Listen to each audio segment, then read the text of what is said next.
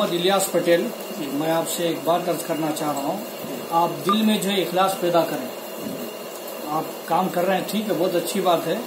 हमारे मुसलमानों में ऐसा काम करने वाला होना भी चाहिए कि मीडिया की तरफ कदम बढ़ाना चाहिए। आप जो बढ़ा रहे हैं बहुत खुशी की बात है, मगर दिल में इखलास पैदा करें और जिससे भी मोहब्बत करें तो अल्लाह उसके रसूल के लिए करें। जो नेक काम करें, रुपए की ख्वाहिश दिल में पैदा ना करें, बल्कि महज अल्लाह उसके रसूल सल्लल्लाहु अलैहि वसल्लम के लिए करें। और बच्चों के लिए रोजी कमाएं तो इसलिए कि अल्लाह उसके रसूल सल्लल्लाहु अलैहि वसल्लम का हुक्म यही है। बच्चों से मोहब्बत करें इसलिए करें, अल्लाह उसके रसूल सल्लल्लाहु अलैहि वसल्लम का यही हुक्म है। इखलास के साथ अमल का बड़ा अजर है। इखलास के साथ का अमल बहुत बड़ा अजर है। हदीस में आता है इलियास पटेल, जो शख्स 40 रोज बराबर इखलास से काम करता रहा तो अल्लाह तबारक ताला उसके दिल से हिकमत के चश्मे फोड़ता।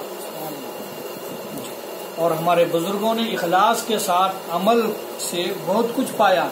और एक बात मैं पते की बता दूं, मोमिन बंदे की निशानी क्या है? भाई पक्का मुसलमान है, उसकी निशानी मैं आपको बताऊंगा कि मोमिन बंदे की निशानी ये है, जब उसकी मौत का वक्त करीब आता है तो उसके चेहरे पर मुस्कुराहट आ जाती है, तो समझ लेना ये मोमिन है, पक्का मुसलमान है। जैसे कि मिसाल के तौर पर हमारे नाना साहिब हुसैन काजी मंजाल साहब बोलते थे, उनके काज थे मस्जिद में जिनका नाम था महबूब साहब सासनूर। उनके मरने का वक्त करीब आया तो नमाज को अज़ान के बाद जो टाइम में आना था वो नहीं आए, तो खाई साहब गए देखेंगे महबूब साहब की तबीयत कैसी है। जैसे ही गए तो महबूब साहब सासनूर जो वजू करके लेटे हुए थे।